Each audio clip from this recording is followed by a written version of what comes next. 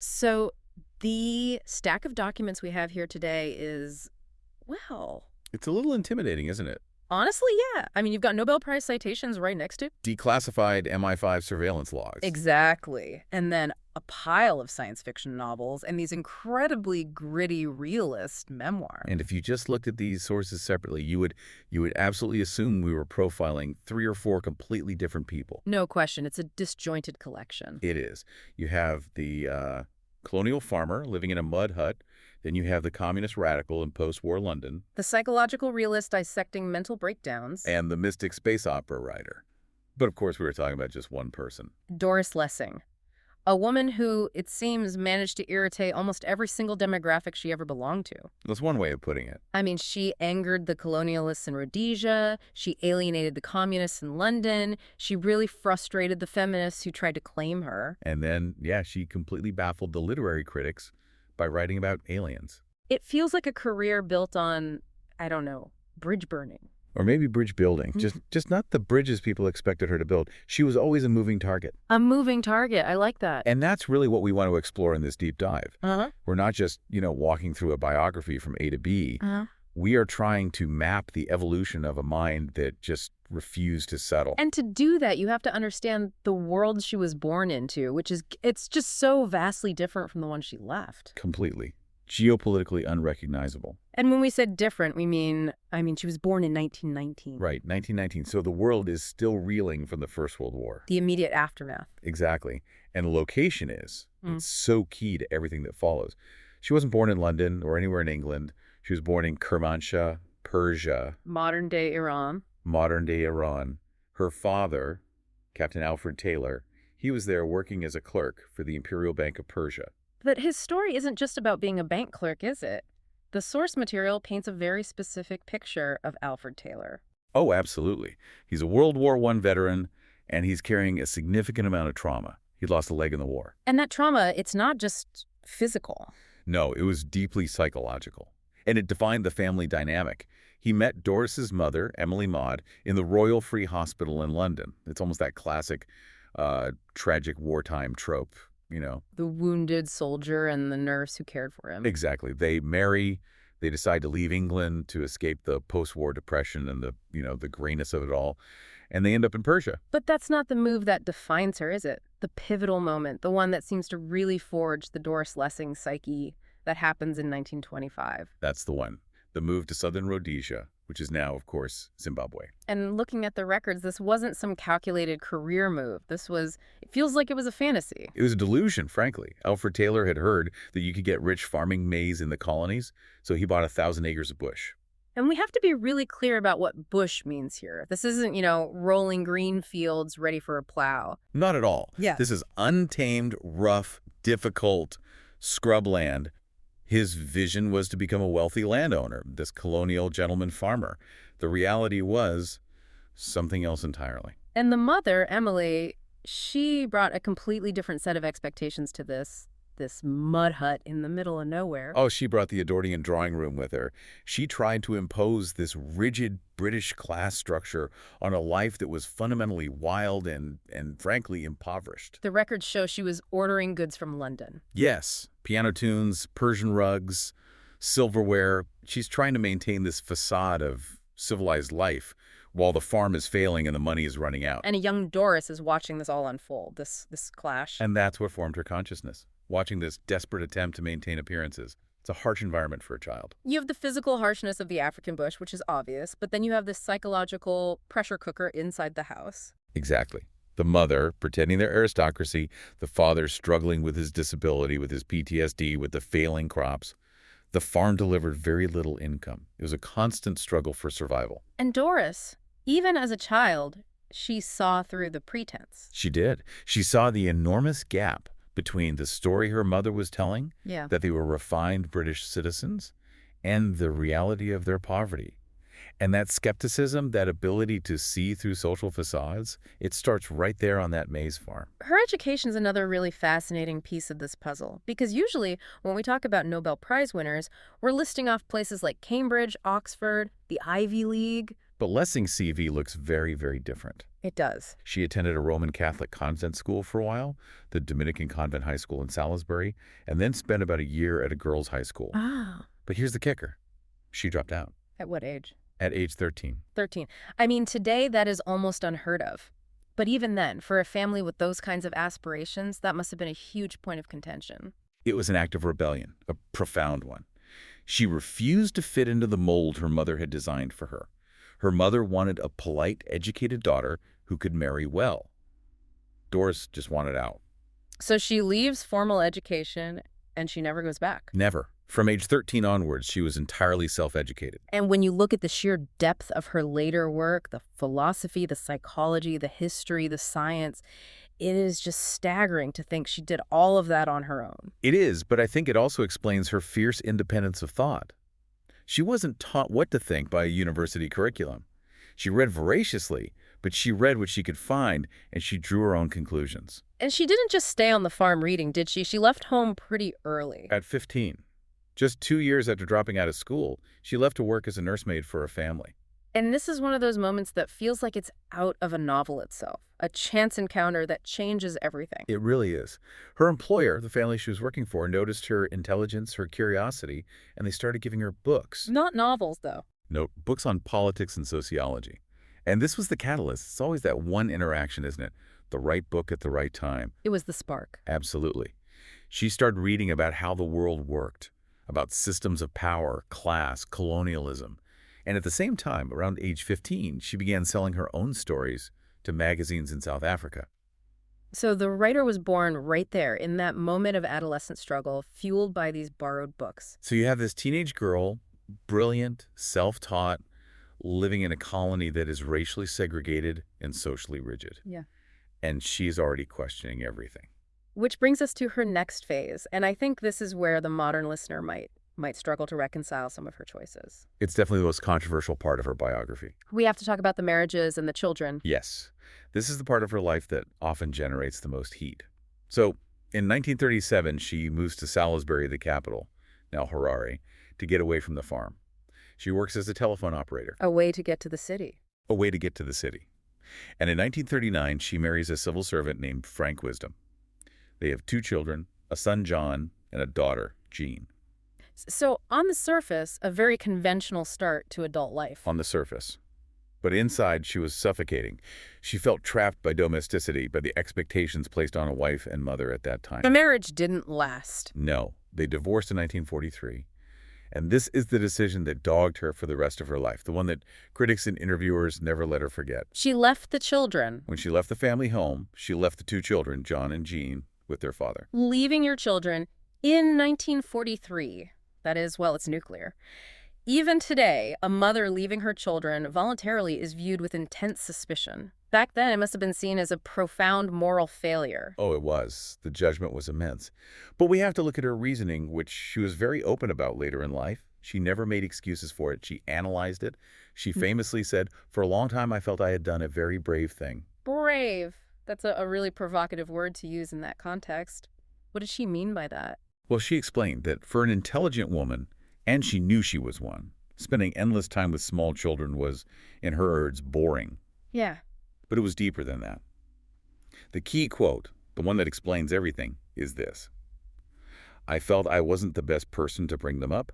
I would have ended up an alcoholic or a frustrated intellectual like my mother." A frustrated intellectual like my mother. There it is. It all comes back to the farm. She saw her mother's bitterness, her mother's unlived life, and she decided she would rather be a villain in the eyes of society than become that version of herself. Precisely. She equated that traditional domestic motherhood with a kind of death of the self, a spiritual and intellectual death, and she chose the self.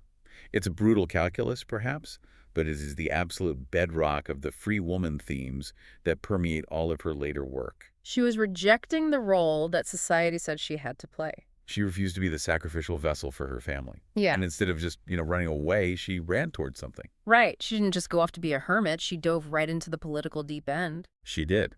Right after the divorce, she was drawn into a circle of radicals and joined the Left Book Club. Which was basically a communist organization. Yes. You have to remember the context. This was during World War II. The Soviet Union was an ally against Hitler. And for intellectuals in the colonies who despised the racism and inequality they saw around them every day, communism seemed like the only moral alternative. And it's in this group that she meets husband number 2. Gottfried Lessing, a German communist, an émigré. They were drawn together by their shared political passion. They married, had a son named Peter. Let me guess. Well, history repeated itself to an extent. They divorced in 1949.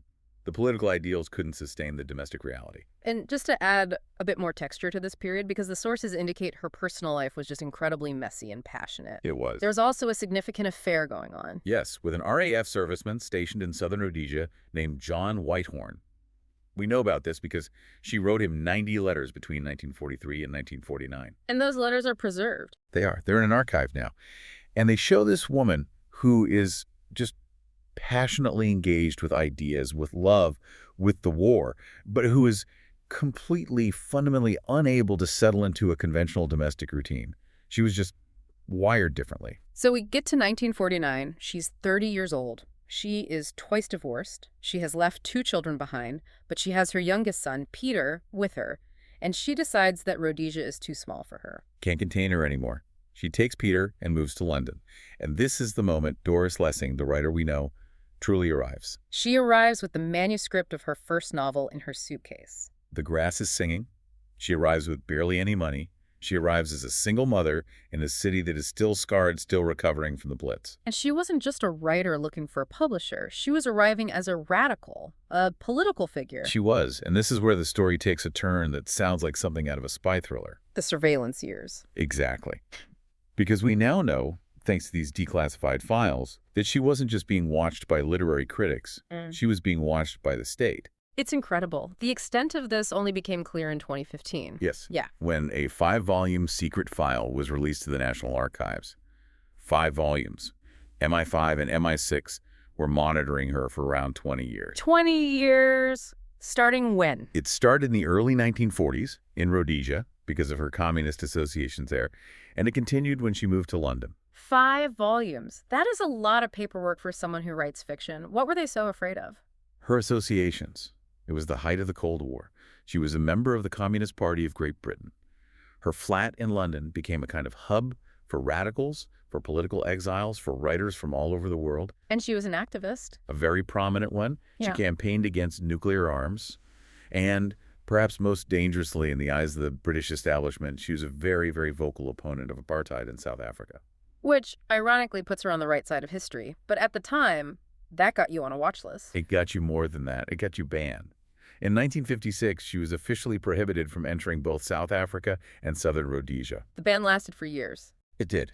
She was effectively exiled from the land where she grew up.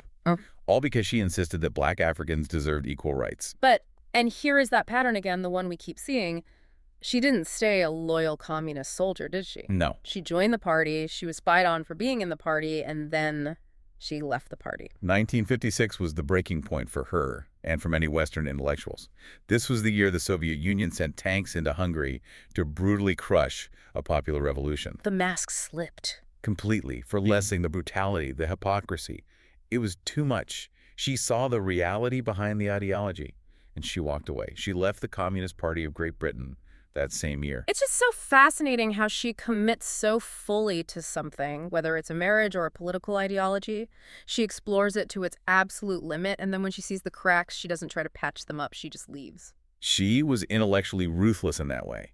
She had no time for self-deception. She later said she was utterly disillusioned by the experience. And she didn't just quietly leave, did she? Not at all. In the 1980s, she became an extremely vocal opponent of the Soviet Union, especially their actions in Afghanistan. She gave a famous interview to the New York Times where she really broke down her move away from Marxist philosophy. What was her core criticism of it in the end? That it ignored the spiritual aspect of humanity. She felt it was too mechanical, too materialistic. It had no room for the inner life, for the non-rational parts of being human. Which is actually a perfect segue into her writing, because her fiction tracks these intellectual and political shifts perfectly. It's like a map of her mind. It is. So you have what critics call phase 1, the communist or social realist phase. This is roughly from 1944 to 1956. And this starts with her first novel, the one she brought to London in her suitcase. The Grass is Singing. It came out in 1950, and it was an immediate sensation. It's set in Southern Rhodesia, and it deals with the racial politics and, crucially, the psychological disintegration of a white farmer's wife, Mary Turner. It's a grim book. It's not a happy read. No, it's raw. It's unforgiving. But it perfectly captures the claustrophobia of the bush, the simmering heat, the racial tension, the psychological collapse. It established her as a major literary voice right out of the gate. And her collections of African stories continued to explore those themes. Yes, her early work is very much rooted in that social and political landscape. But then, as her politics began to shift, so did her fiction. Which brings us to the big one. The book that, if you take a literature class on the 20th century, is almost guaranteed to be on the syllabus. The Golden Notebook. Published in 1962. And this marks the peak of what we'd call her psychological phase.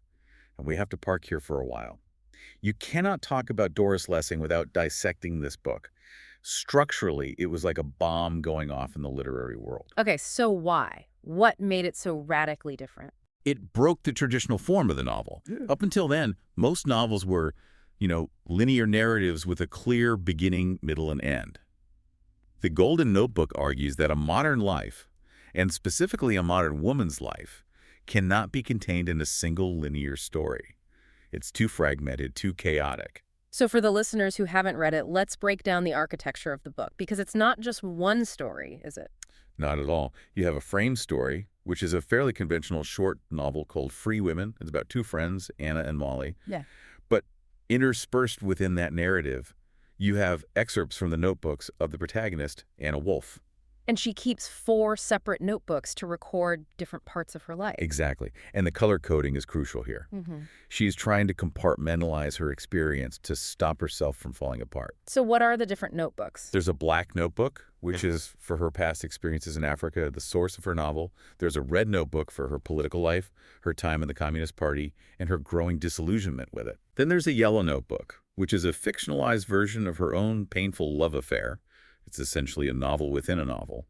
And finally, there's a blue notebook, which is a personal diary. It records her daily life, her dreams, her psychoanalysis sessions, her memories. So she's trying to keep the chaos of her life in these separate color-coded boxes so she doesn't go crazy. Exactly. The underlying logic is, if I can just keep the politics in the red box and the emotions in the blue box and the past in the black box, I can function. But the whole point of the book is that this doesn't work. It fails completely. The brilliance of the book is that she does fall apart. The barriers between the notebooks break down. The content starts to bleed into one another. Her life becomes too messy to categorize. And that leads to the titular Golden Notebook. Yes. In a state of mental breakdown, she attempts to bring all the strands together into one single golden notebook. The book explores this idea of mental breakdown not as a failure, but as a necessary, even positive process. A way to strip away illusions. A way of healing and freeing oneself from false divisions, from illusions, and finding a new, more integrated way of being. Now, here is where it gets really complicated culturally. This book became a Bible for the second-wave feminist movement in the 60s and 70s. It was hailed as a landmark text. It was seen as the definitive novel on the female experience. But Lessing, she absolutely hated that label. She despised it. She felt completely and utterly misunderstood. She was so frustrated that people were reducing it to a gender manifesto. I have one of her quotes here about it. She said, "What the feminists want of me is something they haven't examined because it comes from religion. They want me to bear witness." It's a fantastic quote. And she goes on to say she didn't want to stand up and say, "Ha, sisters, I stand with you side by side in your struggle toward the golden dawn where all those beastly men are no more." It's scathing, isn't it? Mm-hmm. But it's so consistent with her character. Remember, she'd already walked away from the Communist Party because she hated the groupthink, the slogans, the dogma. And now she saw the feminist movement developing its own kind of dogma. Exactly, its own orthodoxies. And she instinctively recoiled from it. She refused to be a mascot for any movement. So what did she think the book was about, if not feminism? She saw the sex war, as she called it, as just one symptom of a much larger fragmentation in society. The real struggle was larger. It was about the individual against the collective, the self against delusion, about the fragmentation of consciousness itself in the modern world. To focus solely on gender was, for her, missing the entire point. And this book wasn't a one-off. It was part of a larger project during this phase, right? Yes, it sits alongside her 5-novel sequence, the Children of Violence series. That series follows a character named Martha Quest from her youth in Africa to her old age in a post-apocalyptic Britain. It covers much of the same psychological and political ground. So she writes this masterpiece of realism and psychology. She's the undisputed queen of the literary scene. And then she does it again. She pivots. And this time she pivots so hard she nearly falls off the map for some people. She pivots into deep space. The space fiction phase. I love this part because it is so wonderfully, willfully unexpected. And if you were a literary critic in 1979, you probably just threw your hands up in despair. You have this celebrated author of realistic psychological fiction, and suddenly, in the late 70s and early 80s, she starts writing about interstellar empires and aliens. And we need to correct a misconception here. This wasn't her, losing the plot or going through some strange midlife crisis. This was a deliberate philosophical shift. And it was driven by her new intellectual passion. It was driven by her deep interest in Sufism. We touched on this briefly, her feeling that Marxism lacked a spiritual dimension. She found that dimension in Sufism, particularly through the teachings of Idris Shah. Right. Shah became her good friend and teacher. And for Lessing, Sufism wasn't so much a religion as it was a system of cognitive evolution. What's the core idea there? The core idea is that humanity is asleep. We're living in a daze of conditioned responses, cultural programming, petty squabbles, and ego-driven desires. The purpose of life, in this view, is to wake up to a higher, more objective consciousness. And science fiction, or space fiction, as she insisted on calling it? A term she borrowed from C.S. Lewis. Right. That became the perfect vehicle for exploring this idea. If you want to write about humanity being asleep, it really helps to adopt the perspective of an alien race that is fully awake. Precisely. Which brings us to the Canopus and Argos archive series, a sequence of 5 novels. And the basic premise is what? It's an allegorical history of humankind, told from the perspective of an advanced interstellar society called Canopus. They're trying to accelerate the evolution of life on other worlds, including ours. And Earth has a different name in these books. Earth is called Shikasta, which essentially translates from Persian as the broken one or the damaged one. That says it all, really. It does. The first novel is framed as a series of reports and case studies from Canopian agents observing Earth. It's a God's eye view, or rather an advanced alien's eye view. And this perspective allowed her to recontextualize all the themes she had written about before. All of them. War, racism, communism, feminism. From the perspective of Canopus, these aren't grand, tragic, heroic struggles. They are symptoms of a degenerative disease. They are the squabbles of infants on a minor damaged planet. So how did the literary world react to this? The critics, they were not having it. The reception was mixed at best, and in many cases, openly hostile. The New York Times review was particularly brutal, wasn't it? Scathing. The critic, John Leonard, who had praised her earlier work, basically accused her of betraying her talent. He wrote that she was propagandizing on behalf of our insignificance in the cosmic razzmatazz. Cosmic razzmatazz, ouch. It's a great line, but it completely misses the point of what she was trying to do. But Lessing fought back. She didn't apologize or backtrack. Not for a second. She argued that science fiction contains some of the best social fiction of our time. She felt that while the so-called literary writers were stuck analyzing another middle-class divorce in Hampstead, the sci-fi writers were asking the real questions. Where is humanity going? What are we becoming? Those were the questions that interested her. She really admired writers like Greg Bear and Olaf Stapledon. She saw the genre not as an escape from reality, but as a laboratory for exploring it on a grander scale. And she put her money where her mouth was. She actually went to the World Science Fiction Convention in 1987 as the guest of honor. Which is a fantastic image, isn't it? The grande dame of British literature, the Nobel laureate in waiting, hanging out with the sci-fi crowd because she felt they were the only ones asking the important questions. It just shows her total lack of pretension.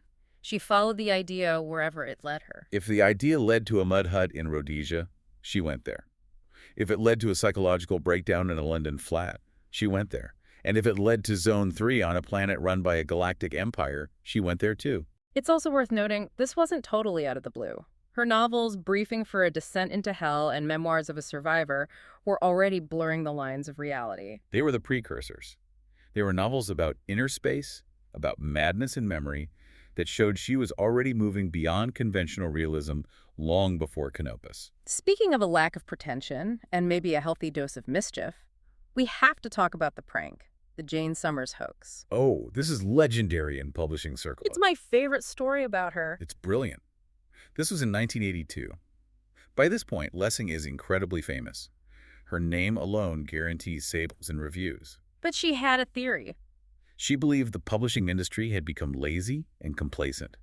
She believed that new, unknown authors had almost no chance of getting a fair reading, and that established authors were published regardless of the quality of their work, simply because of their famous name. So she decided to run an experiment to test the system. A magnificent one. She wrote 2 novels, The Diary of a Good Neighbor and If the Old Could. But she didn't put her name on them.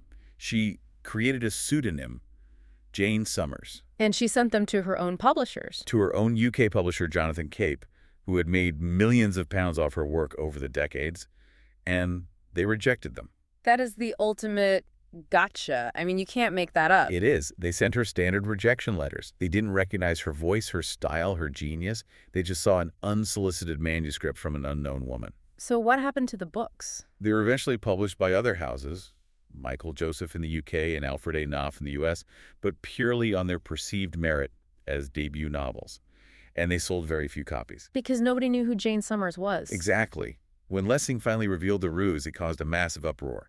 It was a huge embarrassment for the critics who'd ignored the books and for the publishers who'd rejected them. She proved her point in the most dramatic way possible. She proved that the machinery of fame often drives the industry, not necessarily the writing itself. It was such a punk rock move for a woman in her 60s. It really highlights her role as a provocateur. She wasn't just this serious intellectual. She loved to poke the bear. She really did. Which brings us to her very complicated relationship with official honors. Because for someone who loved to poke the bear, the establishment kept trying to give her medals. And she kept saying no. She declined an OBE in 1977. And then, more dramatically, she declined a damehood in 1992. Turning down a damehood is a big deal. The press certainly thought so. What was her reasoning? Why turn it down? It was very specific and very consistent with her anti-colonial roots. She said she couldn't accept an honor that was linked to a non-existent empire. So it was the Dame of the British Empire part she objected to. Exactly. The empire was gone, and she had spent her youth watching the damage that empire did in Africa.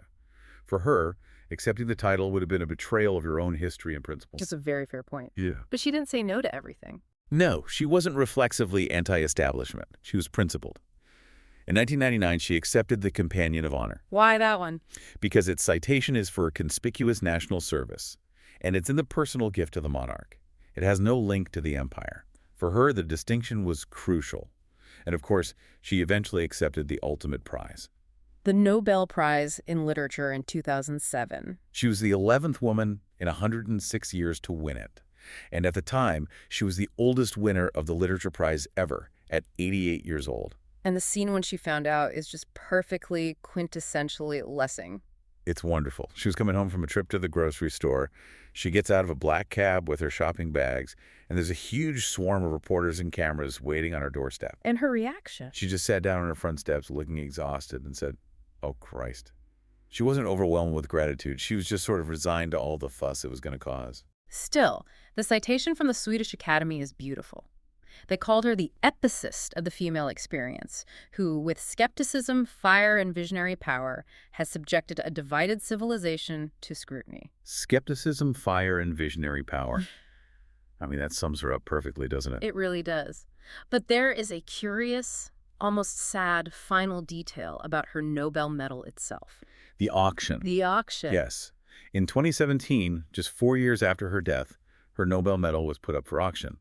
It was only the second time a literature medal had ever been sold like that. Why? We don't really know. It speaks perhaps to the unsentimental nature of her estate, or maybe just the financial realities that follow literary legacies. But in a strange way, it feels fitting. She never cared about the hardware, the prizes, the medals. She only ever cared about the work. Let's talk about the end of her journey. She lived a very, very long and full life. She did. She suffered a stroke in the late 1990s, which was devastating for her because it stopped her from traveling. And travel had been her lifeblood, observing Africa, Europe, the world. But she remained active.